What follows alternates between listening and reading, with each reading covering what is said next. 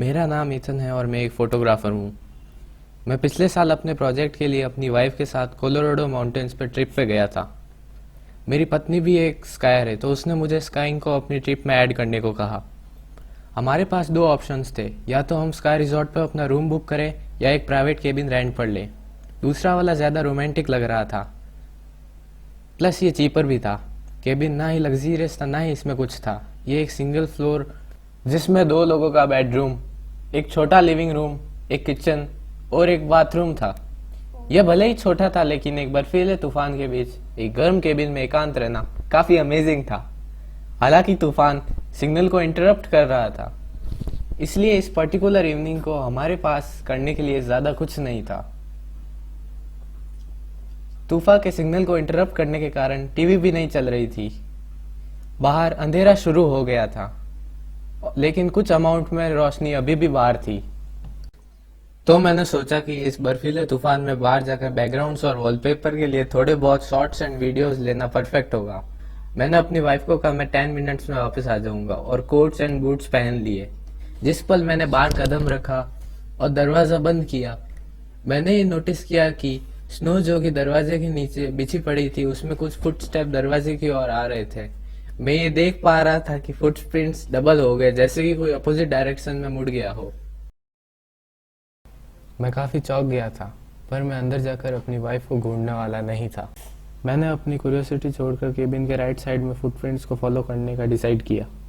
Right away मैंने notice किया कि वो फुटप्रिंट्स बेडरूम विंडो की ओर जा रहे थे। ये देख के मेरा दिल डर के मारे दहल गया। मैं ये देख सकता था कि मेरी वाइफ आईपैड लेकर बेड पर बैठी थी। मैंने दूसरी साइड के केबिन के इर्द गिर्द फुटप्रिंट्स को फॉलो करना कंटिन्यू किया। वह दूसरी साइड के लिविंग रूम की विंडो की तरफ जा रहे थे।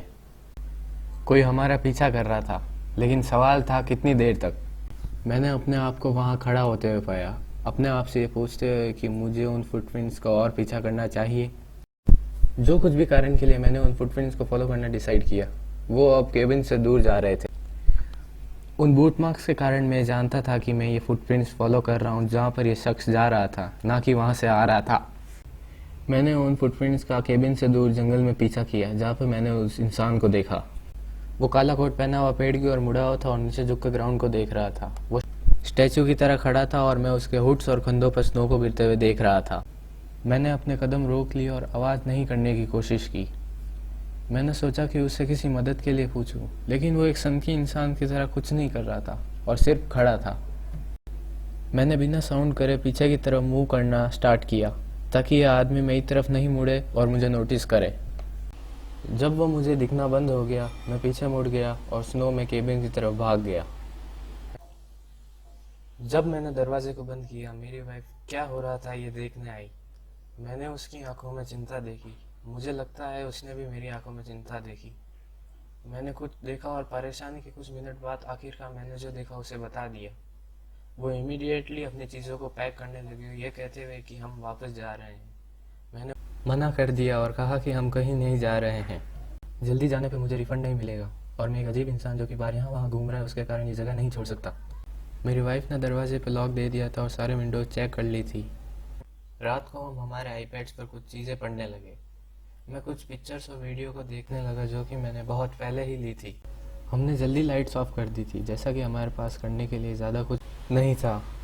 क्या वो अभी भी बाहर है, ऐसा मेरी वाइफ ने मुझसे पूछा। कोई चांसेस नहीं है कि वो अभी भी बाहर होगा, ऐसा कहकर मैंने उसे तसल्ली दी। हवा के बहने के साथ बर्फ़ के छोटे टुकड़ों का खिड़की पर हिट करते हुए सुनना काफ़ी रिलैक्सिंग था। मैं ये जानता था कि मैं जल्दी सो पाऊंगा अगर कोई बेडरूम विंडो पर नॉक ना करे। हम दोनों अभी भी जगे हुए थे और हम दोनों को पता था कि ये कोई नॉक कर रहा है। मैंने अपनी वाइफ को बिना लाइट्स ऑन किए बेड से बाहर निकलकर लिविंग रूम में चलने को कहा। वहाँ हथियार के तौर पर यूज़ करने के लिए कुछ नहीं था। हमारे पास एक ही ऑप्शन था कि हम कुछ होने से पहले वहाँ से भाग जाएं। मैंने अपनी वाइफ से कहा कि हमें सामान भूलकर जीप की ओर भागना होगा।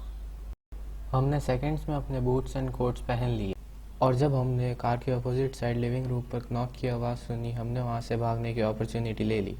मैंने अनलॉक बटन दबाया। मैं काफ़ी ग्रेटफुल था कि मैंने अपनी व्रैंगलर पर रिमोट लॉक चूज़ किए थे और हम अंदर बैठ गए। कार शुरू हो गई और जैसे ही हेडलाइट्स उस इंसान पे पड़ी, वो हमारी साइड पे लॉक केबिन को घूर रहा था।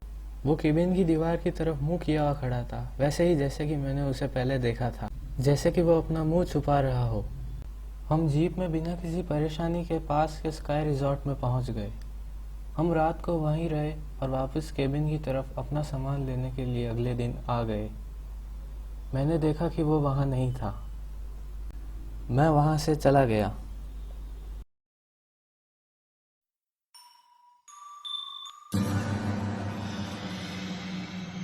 तो आज के लिए इतना ही गाइस। अगर वीडियो पसंद आई तो लाइक और शेयर करना और प्लीज़ सब्सक्राइब कर देना।